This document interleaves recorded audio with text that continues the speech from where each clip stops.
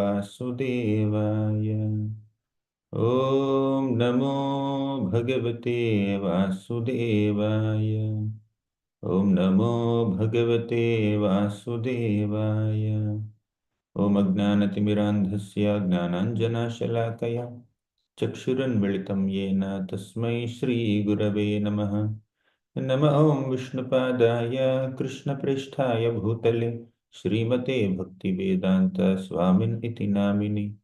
नमस्ते सारस्वती देवी गौरवाणी प्रचारिणि निर्विशेष शून्यवादी पाश्चात्य देशतारिणि। जय श्री कृष्ण चैतन्य प्रभु नित्यानंद श्री अद्वैत गदाधर श्रीवासादि गौर भक्तवृंद। हरे कृष्ण कृष्ण कृष्ण हरे हरे, हरे Ram Ram Ram Hare Hare. Hare Krishna. I welcome all the devotees for today's session, because very soon we are going to celebrate Gita Jayanti. We'll discuss based on Bhagavad Gita today. How does Krishna enlighten, help, and support a sincere devotee? That's the topic for today. As Krishna said in the Bhagavad Gita in several places, that a devotee is one who is absorbed in Krishna Katha and worshipping Krishna. Ananyas chintayanto mam ye janaha paryupasate tesham nityabhiyuktanam yogakshemam vahamyaham. Means, when we always remember Krishna and dedicate our activities to Krishna's service and for the pleasure of Krishna, Krishna will be very happy to take care of us. So Krishna promised that. And what is the specific characteristic of a devotee? And because a devotee is one who is constantly absorbed in discussing Krishna's glories. Now, Krishna said in the Bhagavad Gita, 10th chapter, Macchitta madgata prana bodhayantaha parasparam kathayantascha mam nityam tushyanti charamanti cha. Macchitta madgata prana. So those who are constantly Krishna conscious, those who dedicate their prana towards Krishna, means life towards Krishna, bodhayantaha parasparam, and those who enlighten each other on the glories of Krishna, means devotees definitely relish Krishna Katha, but they also share how they relish Krishna Katha with other devotees. Thus, in such mutual discussions about Krishna amongst devotees, there is greater relish, right? When you share your ecstasies, devotional ecstasies with other devotees, your ecstasy will increase. Similarly, when you share your pains or some problems with other devotees, your pain decreases, right? So even in material circles also, when you share your joy with others, the joy increases. When you share your sorrows with others, the sorrow decreases. And this is all the more true in spiritual circles. So in the association of devotees, we can get a lot of support and encouragement and solace whenever we undergo some kind of difficult circumstances. At the same time, in the association of devotees, we can also enhance our Krishna consciousness and increase our joy and pleasure of bhakti by participating in Krishna conscious discussions, by sharing Krishna Katha, sharing Shastric understanding with other devotees. Right? So, and Krishna further also said in the Bhagavad Gita, Maya Veshyamano Yemam Nitya Yukta Upasate. So, devotees constantly engage themselves in my thoughts. And Tasmat Sarveshu Kaleshu Mamanusmar Yudhyacha. Krishna says that devotees always remember Krishna. Sarveshu Kaleshu Mamanusmara. They may perform their prescribed duties. For Arjuna, his prescribed duty is Yuddha, fighting. Someone else has another prescribed duty. So devotees may be absorbed in their prescribed duties. That's great. However, devotees also do Mamanusmara. Remember the Lord. They don't ignore the Lord or forget the Lord while performing their duties. And Krishna also said how simple in is the process of bhakti yoga. Patram pushpam phalam toyam yo me bhaktya prayachati tadaham bhakti pahritam ashnami prayatatmanah. So, with love, with affection, with devotion, if you offer a simple flower or fruit or leaf or water also, Krishna will become very eager to accept it. So, in this way, Krishna described the activities of devotees throughout Bhagavad Gita, specifically in the middle section, from 7th chapter to 12th chapter, where he describes Bhakti Yoga in greater detail. So, how does Krishna reciprocate with his sincere souls? Those who are sincerely rendering service to Krishna, what kind of reciprocation do they get from Krishna? So Krishna says in the 10th chapter of Bhagavad Gita, Tesham satata yuktanam bhajatam priti purvakam dadami buddhi yogam tam yenama upayanti te. Tesham satata yuktanam, those who are constantly engaged in my service. Satata means always. Tesha means those who. Yuktana means to be engaged. So those who are constantly engaged in my service are constantly devoted to me. And bhajatam priti purvakam. They are doing bhajan. They are doing service to Krishna. How? Priti purvakam. Priti means love. Their hearts filled with love, they are serving Krishna. And they are doing it constantly, not once in a while. Satata means constantly, Priti means love. So here two characteristics of devotional service are mentioned. First is Satata, means your service should not be interrupted by anything. Satata means constant, apratihata. So there is no break, no inconsistency, no irregularity. That's one quality of their bhakti. Second quality is Priti, means love. They want to serve Krishna with love. They don't have any other personal material agenda. Like in Bhagavatam also, it's mentioned that Savai pumsam paro dharmo yato bhaktiradhokshaje ahaituki apratihata yayatma suprasidati. Savai pumsam paro dharma, the supreme duty or engagement of all living entities, entire humanity is Yato Bhakti Adhokshaji, engaging in devotional service unto Adhokshaja, Krishna, the Supreme Lord Krishna, right? And how that bhakti has to be performed? Ahaituki apratihata. Ahaitu means no material motives, no agendas, no selfish agendas. That is priti. Priti means love, right? So when you lovingly serve somebody, you don't expect anything in return. You don't have any material motivations. So this priti purvakam bhakti here is somewhat similar to ahaituki bhakti, right? Ahaituki or priti purvakam is like that. Hmm. Sorry, I'm writing with mouse. Then satata yuktanam. Satata means constantly. This is apratihata bhakti. So there is an overlap between this shloka of Bhagavad Gita and that shloka of Bhagavatam 1.2.6, right? So this is apratihata, means no irregularity, no inconsistency, no breaks. So those who are constantly devoted to me, those who are serving me with love without any material motivations, what do I give them? How do I reciprocate with them? Krishna says in the next line. Dadami buddhi yogam tam yenamamupayantiti. Te. Dadami means I offer them. I will give them. What? Buddhi yogam tam. I'll give them buddhi, the necessary intelligence, understanding by which they can come to me. Yenamam upayantiti. So when you say intelligence, Krishna is giving intelligence. What kind of intelligence? Krishna specified it. When you are serving Krishna lovingly, you will get intelligence. You will become more wise and knowledgeable and sharp and smart, right? But what kind of smartness is that? What kind of intelligence is that? What kind of knowledge is that? Knowledge about Krishna and intelligence to reach Krishna. There are so many intelligent people in this world, but their intelligence may function in a material platform. Some people are intelligent, very intelligent. Uh, they they uh, they are intelligent enough to make some computer coding.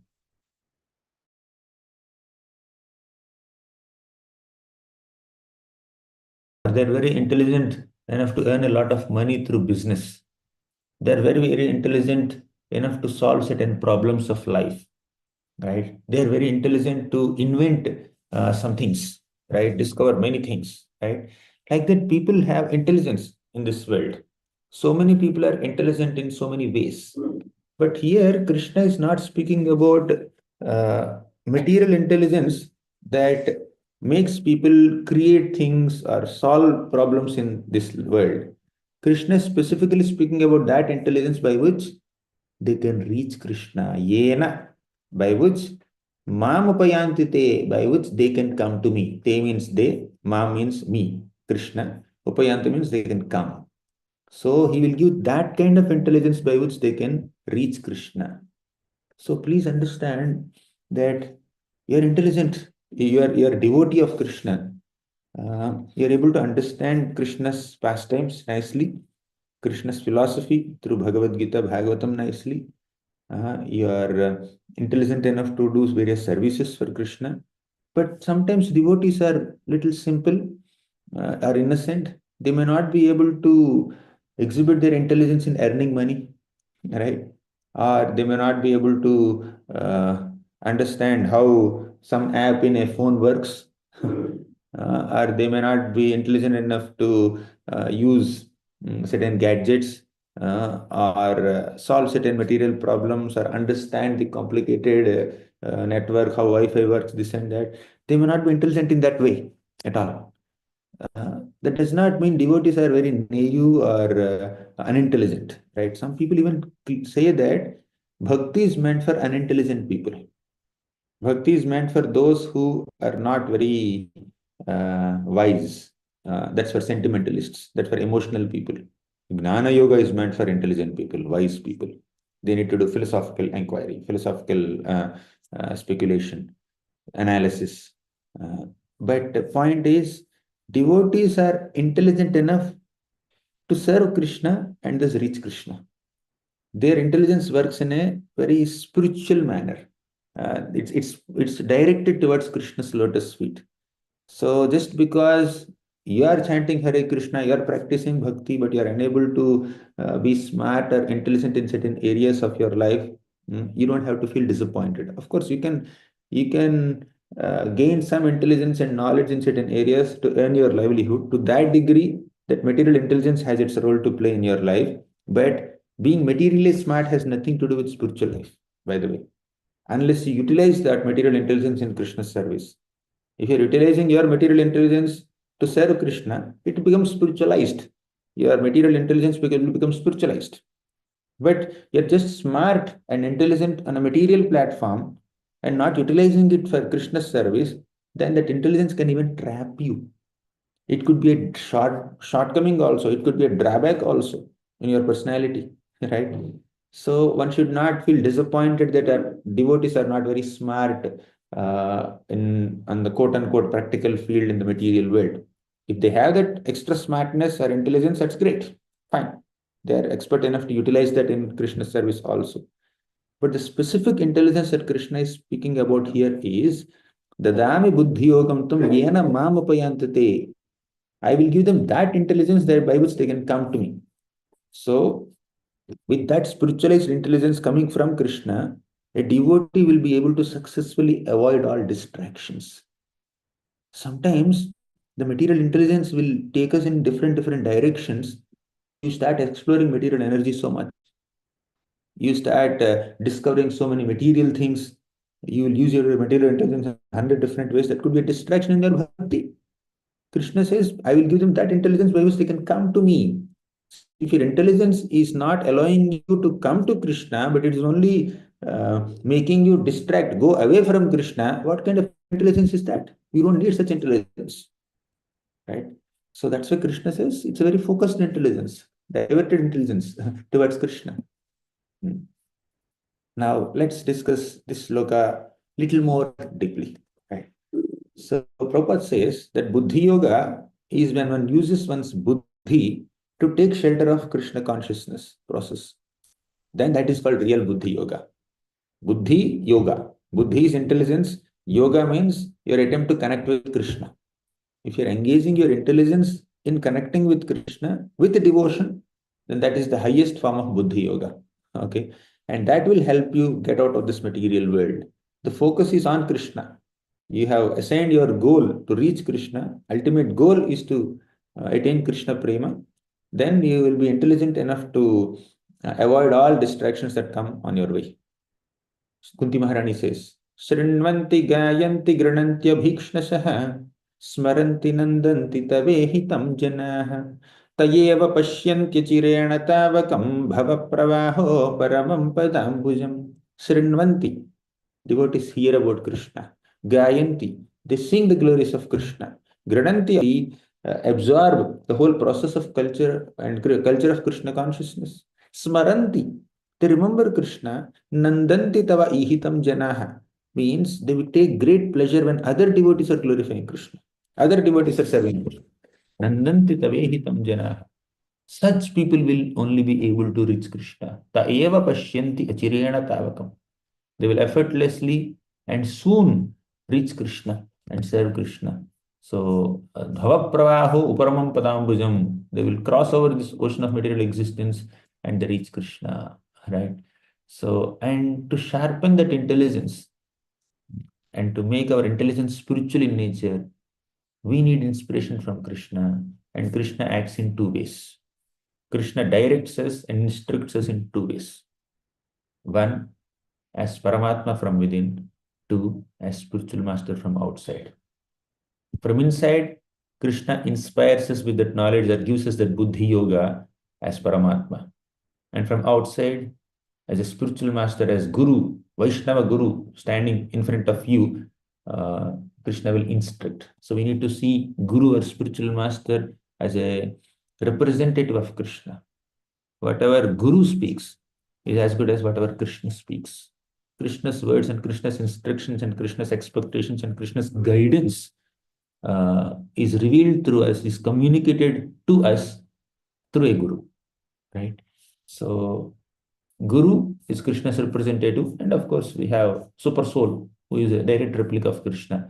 So thus we'll get that intelligence by which we can reach Krishna very easily, right?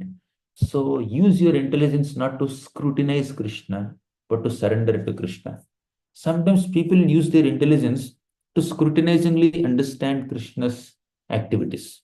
Why Krishna behaved in this way, in this pastime? Why did Krishna steal butter from Vrindavan?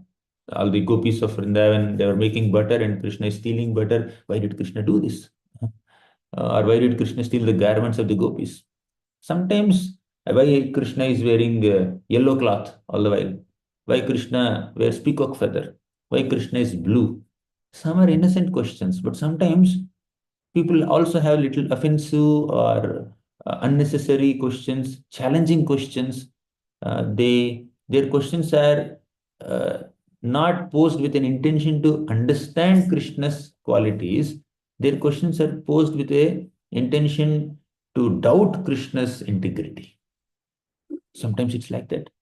Why did Krishna inspire Bhima to hit the thigh of Duryodhana? Why did Krishna inspire Arjuna to shoot an arrow when Karna is struggling with this chariot wheel? Why did Krishna keep his Sudarshan Chakra on the sun and create an atmosphere of sunset and facilitate Arjuna's killing of Jayadratha, right? Now, Krishna did some kind of, diplomatic activities also, all with an intention to establish dharma and support his devotees. But these quote unquote diplomatic activities or unconventional activities are overly focused on by certain devotees, by certain people, intellectuals or scholars, and they utilize their intelligence to scrutinize Krishna or even find faults in Krishna, ignoring all the wonderful qualities they have. That is not the right utility of intelligence. Instead of using your intelligence to scrutinize Krishna, use your intelligence to surrender to Krishna. May you surrender to Krishna. Next, uh, our discussion doesn't end here.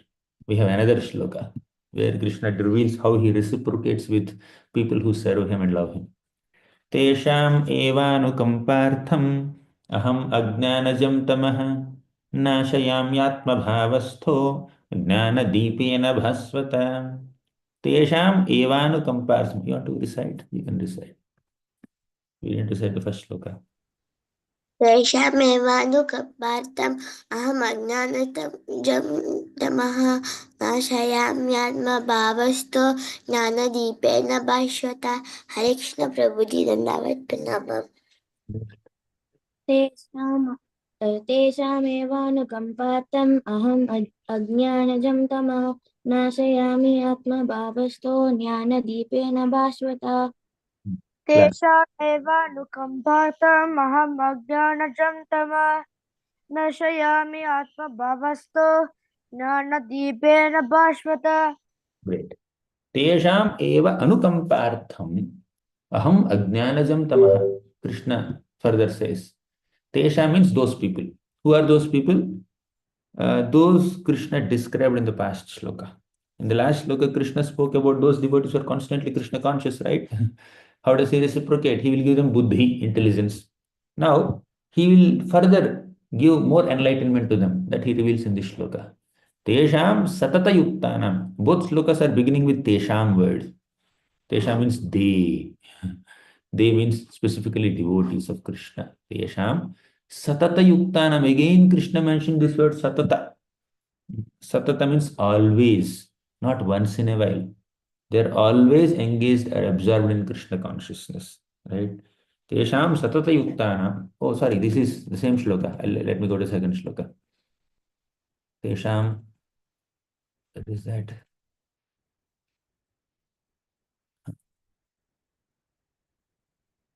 Okay, like I don't have the meaning here, but I will just show the shloka and then, yeah, let's see this. Tesham eva anukampartham.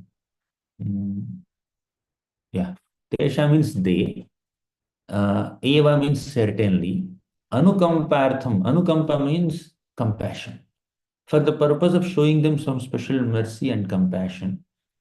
Aham ajnanajam tamaha. Aham means I will personally destroy. Nashayama means I will destroy what? Ajnanajam tamaha. Tama means their darkness in the heart, which is created by ajnana. Ajnana means ignorance. Jnana means knowledge. Ajnana means ignorance. So, ajnanajam means that which is born out of ignorance. Tamaha. So, our heart becomes very dark and dull when we are filled with ignorance, right? So Krishna will destroy the ignorance in our hearts. And he gives an example. How does he destroy? Jnana deepena. Deepa means lamp. Just like lamp destroys darkness, the lamp of knowledge destroys the darkness of ignorance. Here, ajnana is compared to tama, means ignorance is compared to darkness. And jnana is compared to deepa, means knowledge is compared to lamp. Just like lamp destroys darkness, the knowledge given by Krishna destroys our ignorance. Nashayami. Why does Krishna do like this? Out of his mercy, compassion. One reason is Krishna is anukampartham. He is very compassionate upon those devotees. Right? And Atma Bhavastho, these devotees are completely rooted in their Krishna consciousness, right? Nashayami Atma Bhavasto Gnana Deepena Bhasvata. So, because devotees are completely absorbed and rooted in their Krishna consciousness without any distractions or deviations in the mind, Krishna is very pleased to destroy their ignorance, right? Atma Bhavasto also means Krishna is situated in their hearts. He is dwelling within their hearts. It becomes easy for him. It's not that Krishna is so far away. Although Krishna is Goloka eva nivasatyakilatma bhuto govindamadi purusham tamaham bhajami. Although Krishna stays in his spiritual planet Goloka, he also stays within the hearts of all living beings. Right? So sitting right in their hearts, he will destroy the darkness in the heart by lighting the lamp of Jnana, Jnana Deepena Bhaswata, with the shining lamp of knowledge, Krishna will mercifully destroy their ignorance. Right? So we need to be grateful to Krishna for this kind of reciprocation. It's not so easy to get this kind of reciprocation by following any other path other than bhakti. Only by practicing bhakti yoga, we'll get this personal reciprocation from Krishna. But if we just follow jnana, karma, yoga, and all these other kind of things, we will not get that personal reciprocation from Krishna. Our scriptures also say, tamasoma jyotirgamaya, mrityorma amritangamaya. Right? Tamasoma jyotirgamaya means you go from darkness to light. That's what Krishna said in this shloka, isn't it? In this shloka, Krishna said, Nashayami Atmabhavasto Gnanadipena Bhasvata. By lighting the lamp of knowledge, I will destroy the darkness of ignorance. So Tamasoma Jyotirmagamaya is accomplished, isn't it? Next, Mrityorma Amritangamaya. In the previous shloka, what did Krishna say?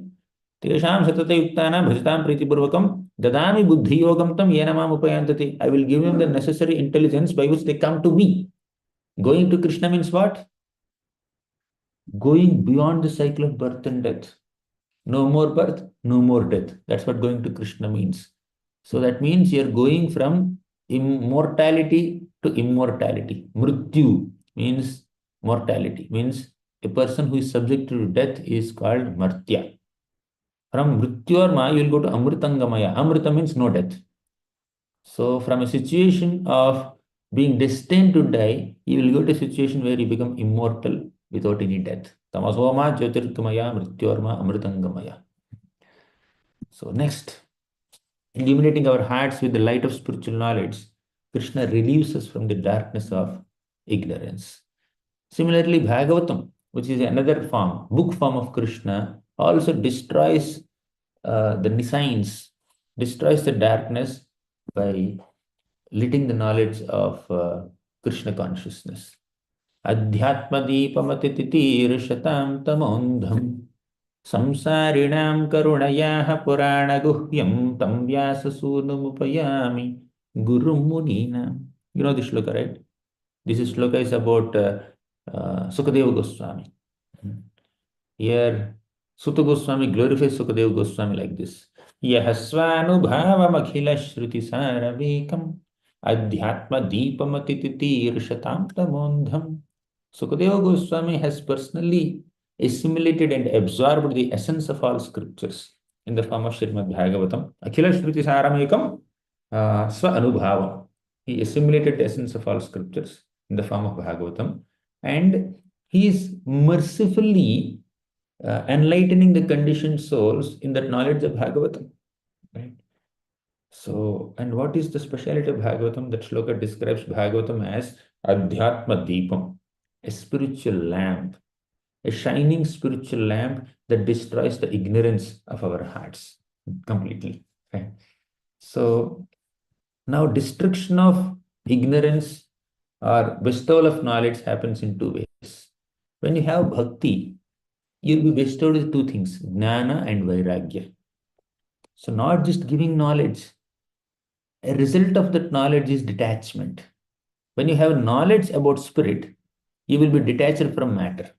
Vasudeve bhagavati bhakti yoga prayojitaha janayatyasu vairagyam jnanam chayada haitukam.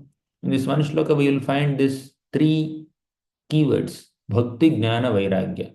So bhakti results in jnana, as we have discussed so far, and automatically detachment becomes a byproduct. We will automatically be detached from anything material in this world and focus only on devotion, only on jnana.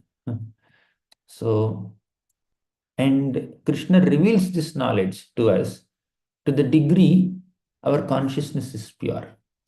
For example, I often give this example. For example, there are two friends, and one friend will be able to reveal his or her uh, heart or feelings or some secrets when there is trust in the other living being, other friend. So you will be able to share your heart with another friend to the degree you trust their intentions.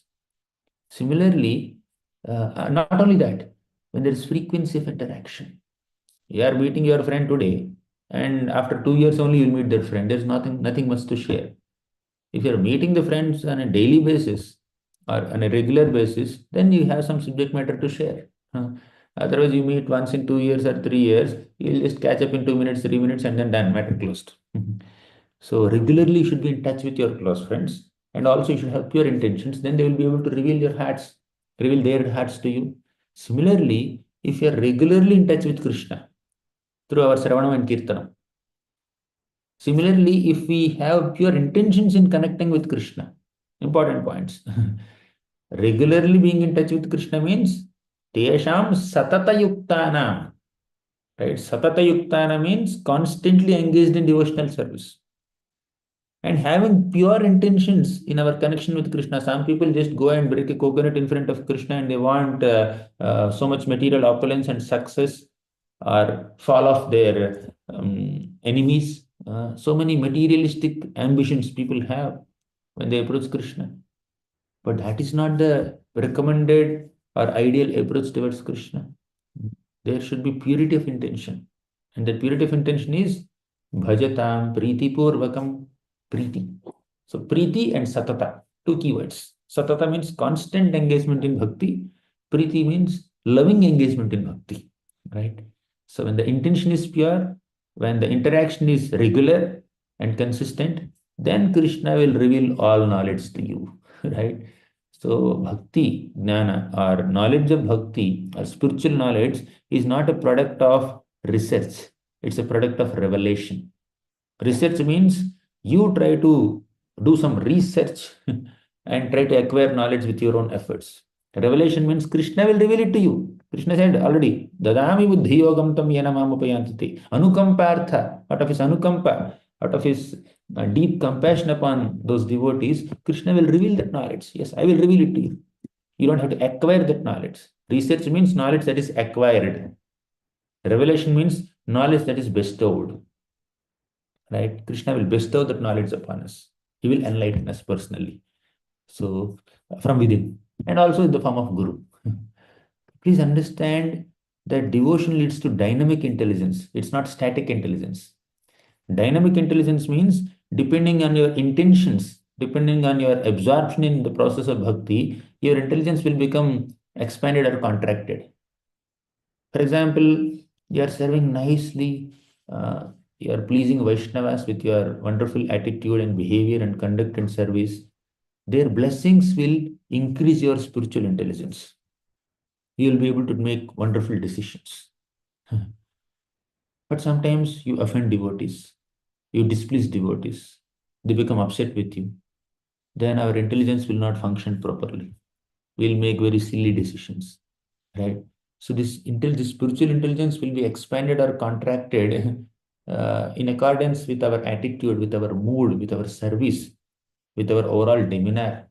Right? It's dynamic. In spiritual life, everything is dynamic. So those who are very elevated in their consciousness, their consciousness is very clear, like Narada Muni and many Prahlad Maharaj, such devotees. But there are some people, they are devotees of Krishna. They serve the Lord. They worship Lord Vishnu.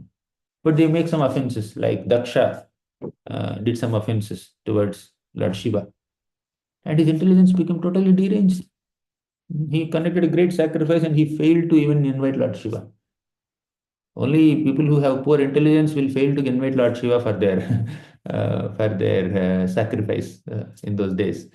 So people may even lose little common sense also because of their offenses, because of their poor attitude. They will lose even common sense. They will not be able to think in a proper way. So devotion leads to dynamic intelligence. Their intelligence will function nicely or in a erratic manner depending on their attitude in their devotional service. So material problems make our heart heavy, but spiritual intelligence makes it light. Because you may be overwhelmed with the problems, but if you have spiritual intelligence, the problem becomes very small for you. You'll be able to solve it. When you have a solution, you are light. When you don't have a solution for the problem, you become very heavy in the heart. So we need to thank Krishna for all the philosophical insights that Krishna gives us. Krishna gives us so many philosophical insights from within. Dadami buddhi yogam tam yesham evanukam partha. Begin with illuminating your heart by bhakti. If all individuals do so, collectively we can be spiritually intelligent and reach Krishna together. So individually we need to focus on our bhakti. Collectively we need to focus on our bhakti. Thus we'll become individually intelligent and collectively intelligent. It's the intelligence of an individual, it's intelligence of a community also. Right? If everybody is doing devotional service nicely, Krishna will be pleased to give buddhi to all those individuals, and collectively as a community, a spiritually elevated community, spiritually intelligent community will not suffer so many material miseries. That's how we need to make our life more fruitful and purposeful and meaningful, right? By becoming more and more intelligent in our practice of Krishna consciousness. And that intelligence is not acquired by our material efforts, but that intelligence is bestowed upon us in reciprocation with our attitude, with our service, with our bhajan, which is Priti Purvakam. So all we need to focus on is Satata Yuktanam, constant engagement in devotional service. Priti Purvakam, loving devotional service, not motivated devotional service. Not that bhakti which is done with certain motivations or some kind of selfish agendas, but bhakti which is done with a pure heart, with a loving heart. So with this, we'll conclude today's discussion. Thank you very much. Shrimad Bhagavad Gita ki jai, Srila Prabhupada ki jai. Any questions or comments?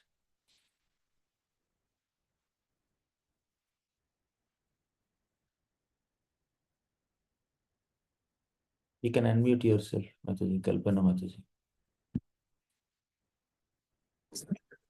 Hare Krishna Prabhuji. Hare Krishna. Wonderful class Prabhuji today. What if I told you, you can... Yes. Yes, Mataji, you can see. You can speak, Mataji. Hare Krishna Prabhuji. Wonderful class today, Prabhuji, to learn about more how to sincere with Krishna Prabhuji. Thank you so much, Prabhuji. Hare Krishna. Hare Krishna. Next question. Hare Krishna, Prabhuji. Thank you so much. Prabhuji, I had always a question that Krishna says that Krishna, among all the senses, Krishna is the mind. But sometimes the mind cooperates in devotion, sometimes it doesn't. If Krishna is mind among all the senses, then why mind do like sometimes not proper? Correct. Why sometimes mind doesn't cooperate in our devotional service? Yeah. Although mind is considered best of all the senses and Krishna is mind, Krishna says in Bhagavad Gita, that mind operates according to our desire. Mind is considered, Krishna says, I am the mind amongst the senses because it's the best. Krishna also says, I am the Himalayas amongst the mountains, I am sun amongst the luminaries, I am moon amongst the stars, I am ocean amongst all water bodies. You may say, if ocean is Krishna, why ocean is salty? If Himalayas is Krishna, then why it is very cold? We have to suffer so much with cold. If Krishna is sun, why sun is super hot in summer? Why he creates so much of trouble to us? Basically, in that Vibhuti Yoga, Krishna said nothing in the entire existence can exist without him, and is the best of all of them. Or he just picked up one best thing in a category and said, this is me. Mind amongst the senses and sun amongst the luminaries, etc., etc. Right? So not only those things, those prominent things that Krishna said, everything is ultimately Krishna's energy. That Krishna is all-pervading. So that's clear. Now coming back to your question about mind, why mind doesn't cooperate in our Krishna consciousness. The reason is because of the mind's association with material nature since long, long time. Because of mind's close connection with Sattvagun, Rajogun, Tamogun for long, long time, for so many lifetimes. Mind has developed such certain svabhava. Our mind became a storehouse of so many impressions and thoughts and desires and feelings and speculations, attachments, aversions. Uh, because of all this, the mind is unable to focus on Krishna. So, do you remember that body chariot analogy, where the senses are compared to the horses, 5 horses, and mind is the reins, and intelligence is represented by the driver, chariot driver. So, just as chariot driver is supposed to hold the reins tightly and control the horses, similarly, our intelligence is supposed to control the mind and the senses.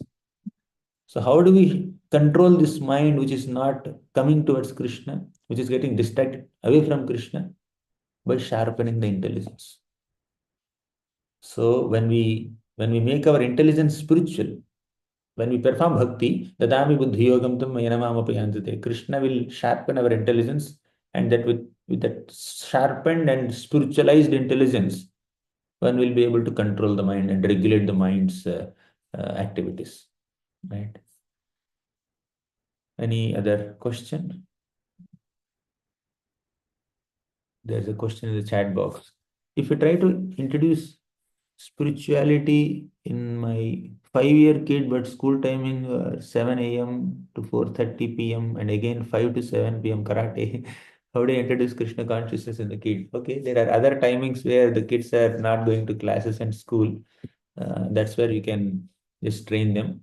And when they're very young, 5-year-old kids, the kind of Krishna consciousness that they can participate in is taking Krishna Prasadam, chanting maybe 1 round or 2 rounds according to their convenience, or jumping up and down in Kirtan, taking darshan of the deities. So we may not expect them to chant 16 rounds and study philosophy like an adult. So they can engage in some simple activities of Krishna consciousness by taking deity darshan, by offering flowers to Krishna. You can show some Krishna's picture and ask them to observe uh, different decorations on Krishna, how Krishna wears a yellow dhoti, how Krishna is blue in color, how Krishna has a shining peacock feather, how Krishna has a flute. So the training has to be more simplified and customized for their age. And I'm surprised, how can a 5-year-old child have such hectic schedule? Morning 7 to 5, 7 to 4:30 p.m. school, again 5 to 7. Basically 12 hours of work, 12 hours of education. Maybe you can just uh, check if 5-year-old kid needs 12 hours of training, will they be able to assimilate all that? So these are a few thoughts. Thank you. Priyanka Sridhar Mataji. Hare Krishna. I can't hear. Okay. Thank you very much. We'll meet another time with another shloka from Bhagavad Gita. Srimad Bhagavad Gita ki jai, Srila Prabhupada ki jai.